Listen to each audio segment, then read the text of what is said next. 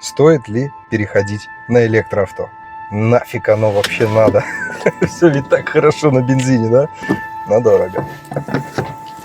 Год назад мой подписчик пересел на электрокар. С того времени от него ничего не было слышно. Человек просто пропал.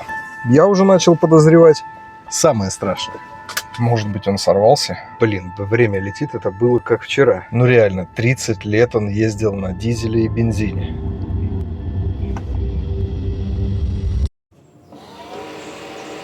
Мне стало интересно узнать одну вещь. За это время с электромобилем это была хорошая идея или ошибка? Устраивайся поудобней, поехали.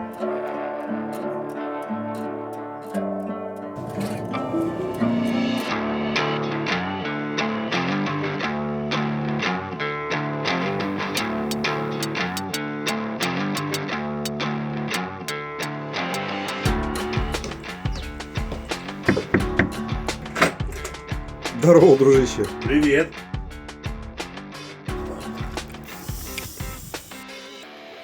Ну что, поехали? Поговорить надо? Год спустя. Год прошел. Начнем с самого честного вопроса. Электромобиль – это было правильное решение или нет? Это было запоздалое решение. Запоздало? Да. Надо было раньше решиться. Аруэль, может быть, слишком громко будет сказано, насколько изменилась твоя жизнь с появлением электромобиля? Это знаешь, когда вот дети у нас рождаются, а тут электромашина. Что изменилось? Жить стало легче. Почему? Почему? Я забыл, что такое сервис. И я забыл, что такое налоги. Сколько ты платил налога? Прошлую машину 330 евро в год. И ты ни разу не ездил на сервис за вот этот год. Сколько у тебя сейчас пробег? 43 тысячи. 43. В этом месяце у меня исполняется год, до конца этого месяца. Самый частый вопрос – это зарядки. Насколько это страшно и стоит ли ребятам бояться? На сегодняшний день, не буду говорить в мире, но в Европе это точно ничего не надо бояться. Даже тем, которые живут на квартире. Всегда есть где зарядиться. У тебя сейчас год бесплатной зарядки? Да. Отлично. Это сколько ты километров уже сейчас нахалявил? 43 тысячи. 43 штуки бесплатно, обалдеть. Дома я плачу по 25 центов, а даже ребята, которые думают покупать и живут в квартирах и боятся тарифа на зарядке общественной, не надо бояться. В пределах 50 центов средняя цена. Где-то 35, где-то 50, это имеется в виду Tesla Supercharger. Дома 25, это, кстати, очень хорошая цена. Но, насколько я помню, у тебя не было. Ты недавно только, да, поставил? Да, я поставил в этом месяце, получается, почти около месяца, как я его установил. Жить станет легче. Ты жил год без зарядки. Как далеко от тебя находится Supercharger? И была ли это проблема, что у тебя дома нет зарядки?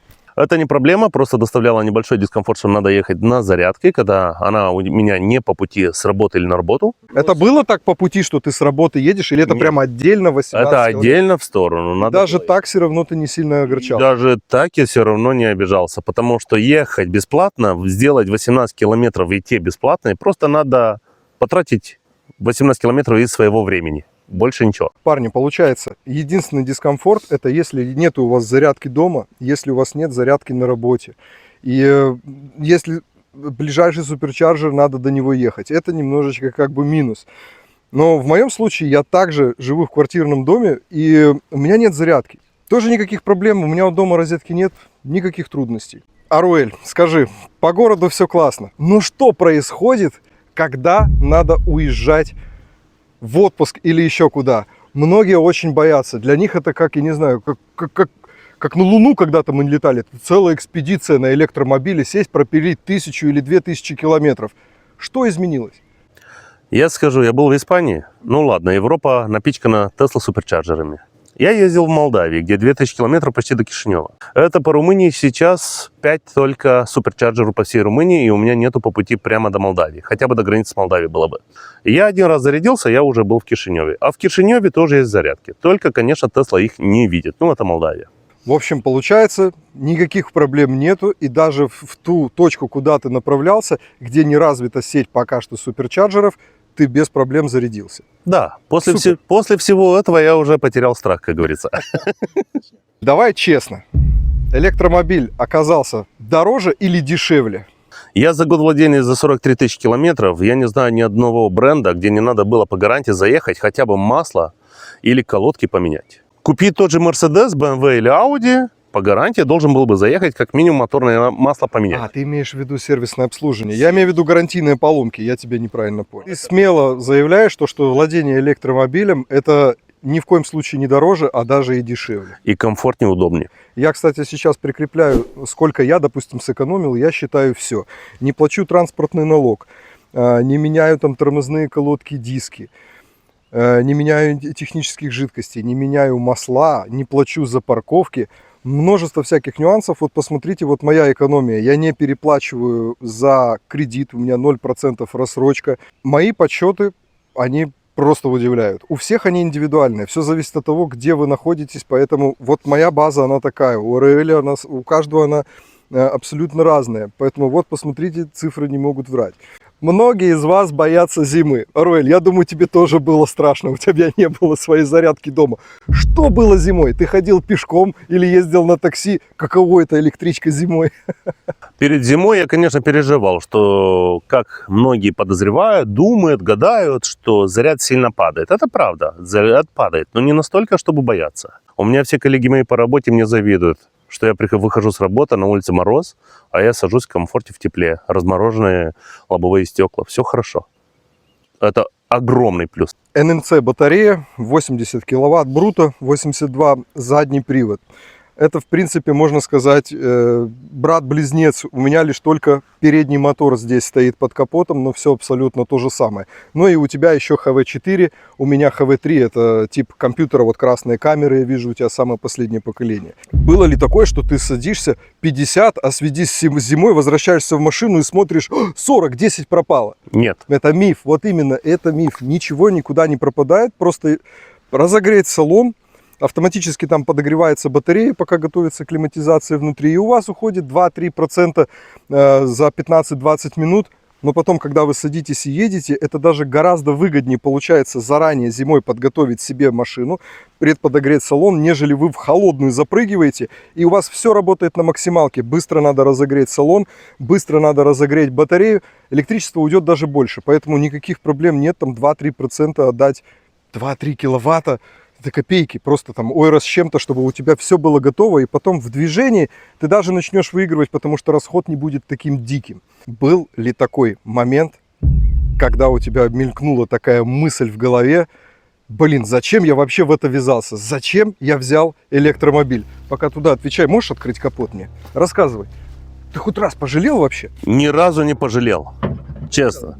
Ни разу не пожалел, потому что изначально слушал всех, а потом убедился, что не надо никого слушать. Делай так, как считаешь нужным. Больше ничего.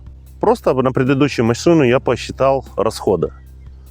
За 2 года эксплуатации это дизель на мои примерно 65 тысяч за 2 года накрутил. Это сервис, который много чего я делал. Это замена тормозов, дисков тормозных, масла, фильтра. Ну, все, что я могу сделать сам. И еще дома делал. Да, мне еще где-то 9 тысяч обошлось. Где-то так. За 2 года эксплуатации. Ну, это еще, конечно, и налоги. Я масло менял каждые 10 тысяч сам. Из своих интересов, чтобы мотор служил. Ты сам ремонтировал машину, да? В Германии все дорого из-за экономии. Какой самый большой миф был о электромобилях? Вот ты еще не владел этой машиной, и чего ты боялся? Какой миф развеян? Вот ты прокатился. Миф – это время зарядки. Угу. Это типа, что надо будет 2 часа стоять на зарядке, зарядить машину. Батареи, точнее быть. И еще миф о том, что батарея сдохнет, и что мы будем делать дальше, куда мы поедем. Когда на бензине или на дизеле можно заливать и поехать. Я понял, что на зарядке от 20 до 80% это у нас примерно полчаса, не больше. Если, конечно, обогревать систему, как Tesla просит. Все. А то, что надо стоять 2 часа, это миф большой. И батарея, вот я 43 тысячи наехал, вообще никаких признаков дефектов, деградации, никаких проблем не показывает, не подсказывает, ничего такого. Какой самый низкий заряд ты видел у себя на экране, который тебя заставлял немножечко понервничать? Ой-ой-ой, было такое? Да. Сколько? 1%. Один. Ты доехал? Да, и я удивился, я переживал. Это мой единственный первый случай. Я со Страсбурга ехал с мамой, с сыном, но я понял, я никому ничего не говорил, но я думал, что сейчас остановлюсь на обочине. Но ведь скажи, когда ты ехал и у тебя было 70, 50, 30, 20, ты наверняка примерно имел 2-3 варианта, которые ты хладнокровно проехал. Само собой. И так получилось, что вот дотянул, ну, и был аж 1% целый. На будущее тебе хочу сказать, нельзя так сильно опускать. И если вы ниже 5% уже двигаетесь, старайтесь, чтобы ваша скорость была вообще не больше 60 км в час, чтобы не убивать батарею. И когда у вас загорится 0, машина начнет ограничивать мощность, и ты не сможешь двигаться быстрее 50 км в час. Спокойно едешь еще примерно 10-15 километров. Но на автобане это невозможно. Это может привести аварию, поэтому вот по таким каким-то дорогам обычным, загородным, знай, что у тебя все-таки десятка как минимум в заначке имеется. Но рассчитывать на это все равно не надо. Никогда не надо рассчитывать. То есть получается самый большой миф, который вот ты убедился и развеял, это то, что вот зарядка закончится. То есть это невозможно. Это надо быть просто упоротым каким-то человеком, который хочет себе приключений на одно место.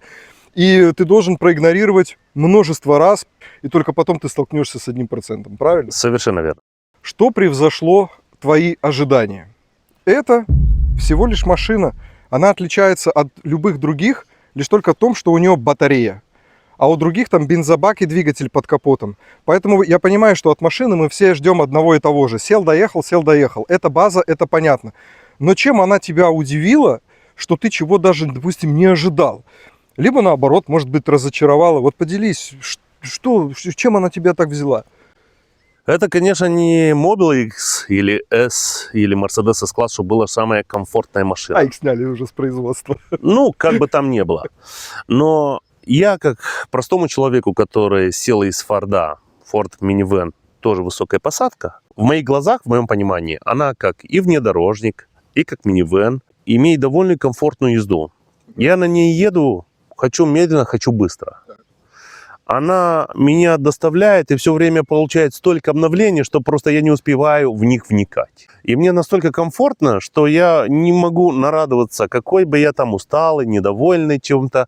Все равно садишься в машину и надо из пункта А в пункт Б по каким-либо вопросам. Все равно она меня как бы расслабляет.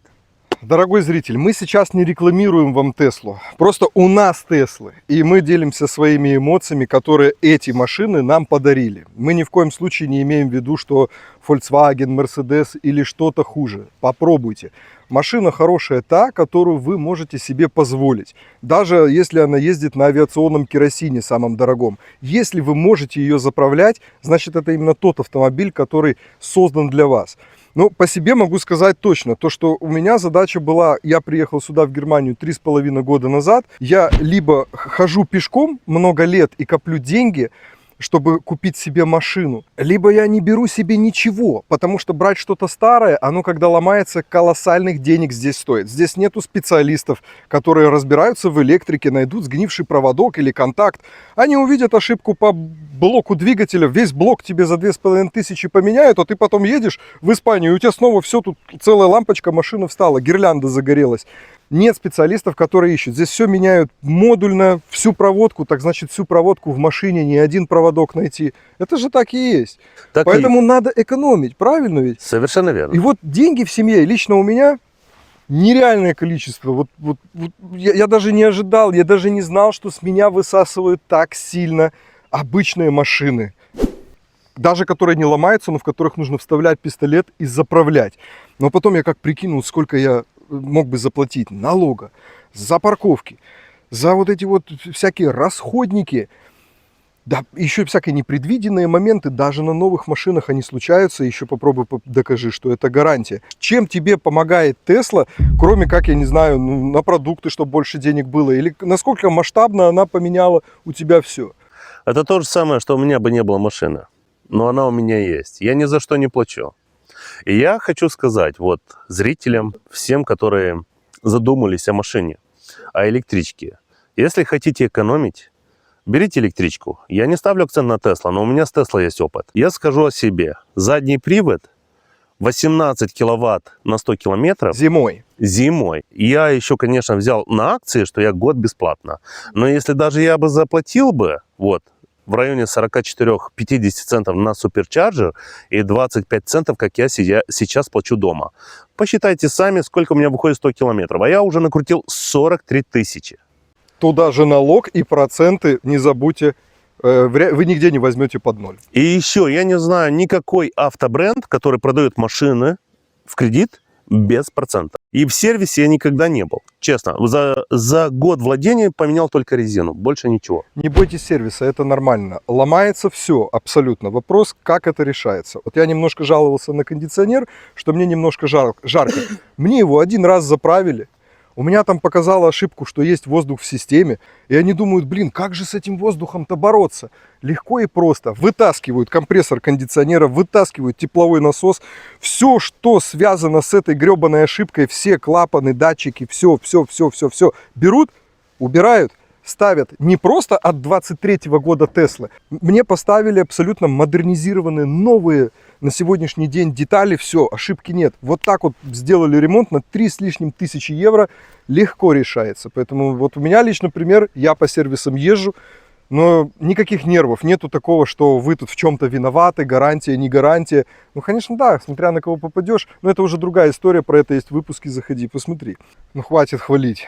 Что тебя раздражает? Полюбас тебя что-то раздражает. Это дворники. Во время езды, солнце на улице, классная погода. Фантомная очистка. Да, начинается бум. Есть еще фантомное торможение. Так, это второй момент. Это второй момент. И третий момент я бы назвал лакокрасочное покрытие. Ну, конечно, я люблю нет-нет газовать. Сколы. Очень сильно. Все-таки я считаю, что ее надо морду в пленку. Окей, то есть ее типа аэродинамика такая, что она притягивает на себя сколы.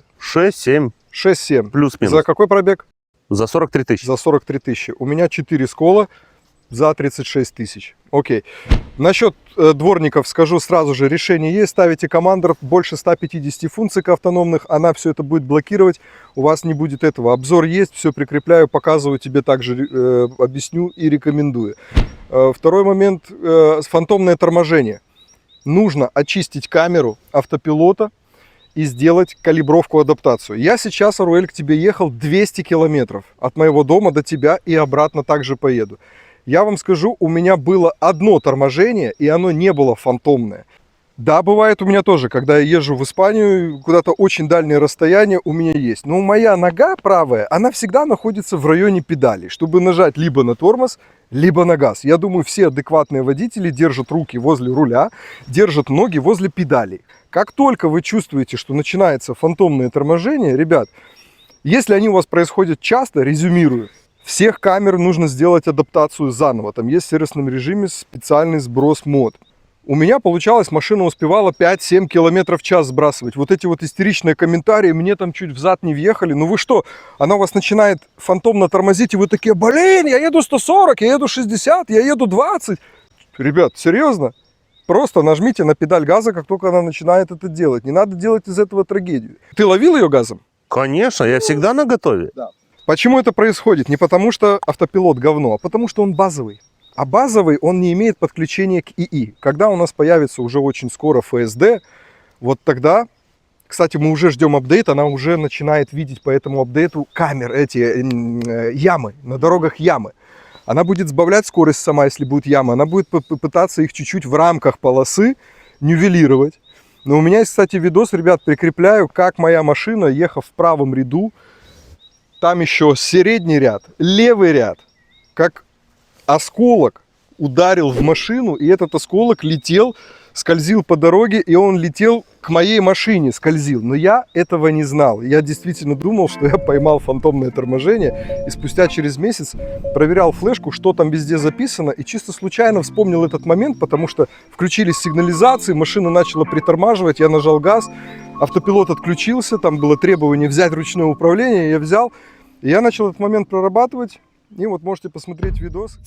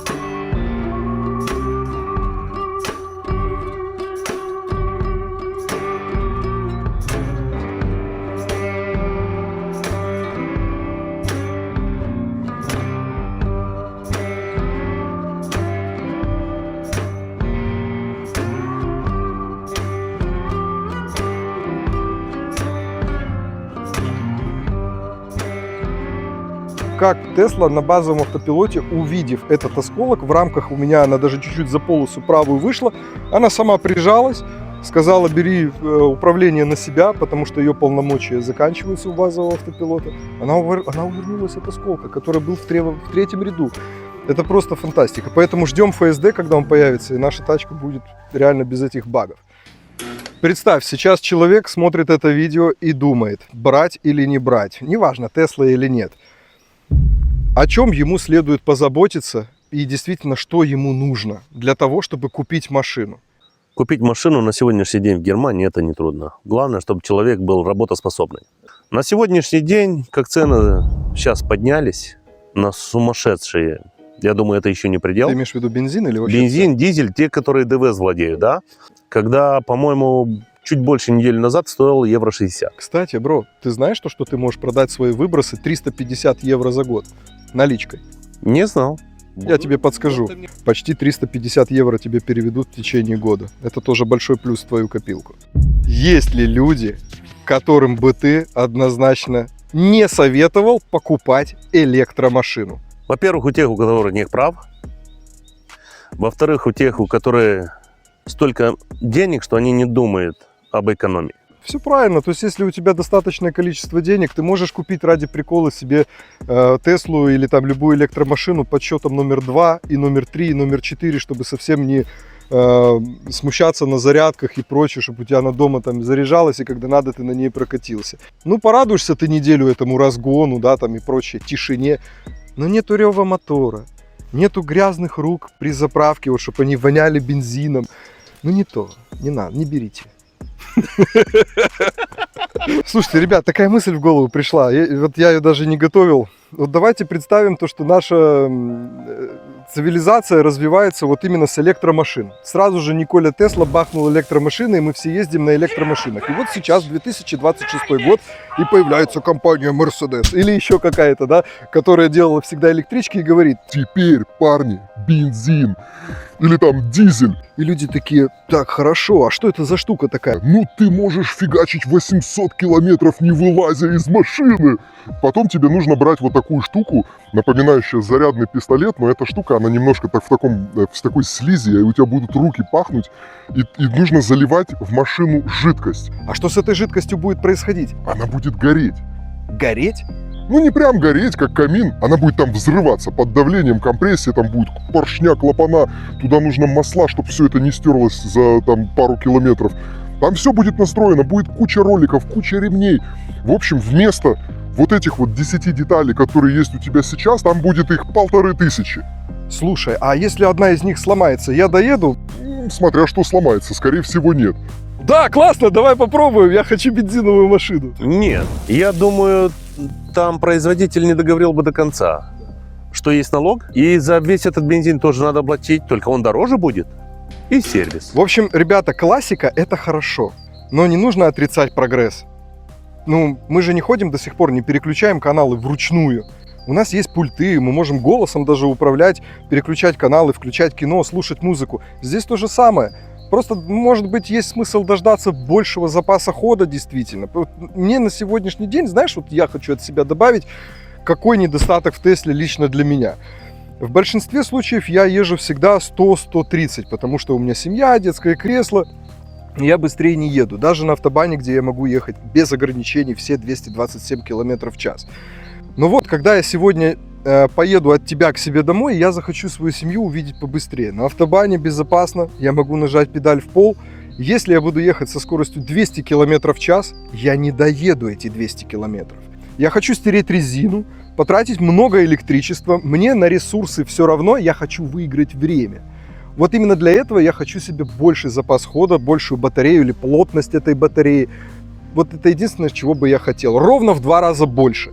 Вместо 500 – 1000. Я тебя понимаю, но это будет, к этому эволюция идет.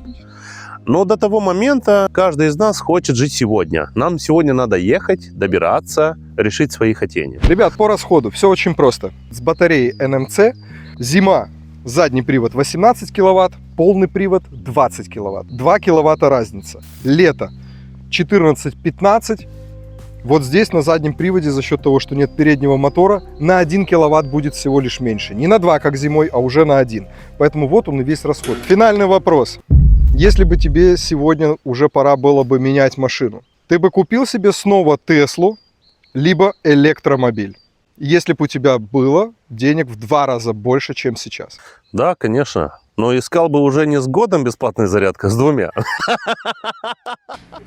Если ты не видел выпуск год назад, когда мне позвонил Руэль и спросил: слушай, мне нужно просто с тобой встретиться. Я говорю: зачем? Мне нужно, чтобы ты показал, как, где, что здесь нажимается. Я взял машину, но я понятия не имею, что это за планшет на 4 колесах. Первый кадр у нас будет с этой камеры, Загораживать колеса, не загораживать. поэтому мы отходим сюда, ты туда. Чтобы не повернуться задницей туда или туда. Короче, задница тут, везде задница. Мы записали это видео, и вы можете сравнить. Вот сейчас я вижу перед собой настоящего опытного электровода, у которого действительно нет никаких страхов, никаких переживаний. Вот я смотрю на тебя, ты реально выглядишь настолько расслабленным, у тебя настолько все спокойнее. Тогда ты был немножечко в напряжении. Я не знаю, какие у тебя были жизненные обстоятельства, финансовые или прочие. Может, это только с машиной было связано, но я вообще думал, что он сорвался. То, что он опять сел на дизель, на бензин, надоела ему эта электричка. Я позвонил: давай встретимся, у меня для тебя кое-что есть. Кстати, я сейчас покажу.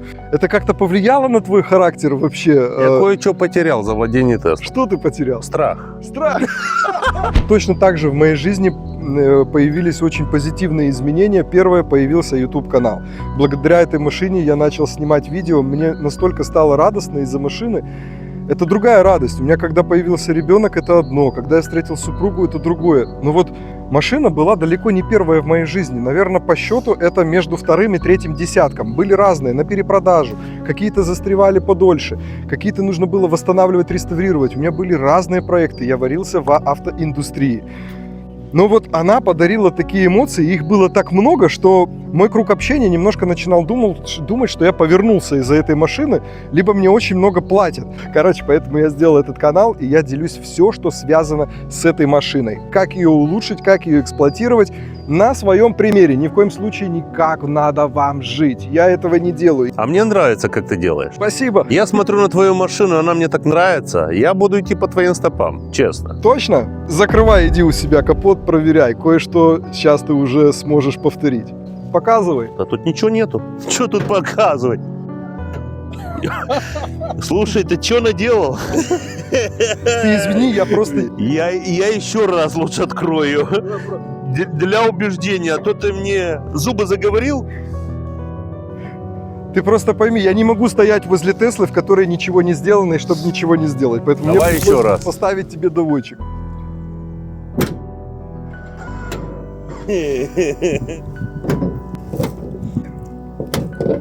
А сейчас я покажу тебе разницу.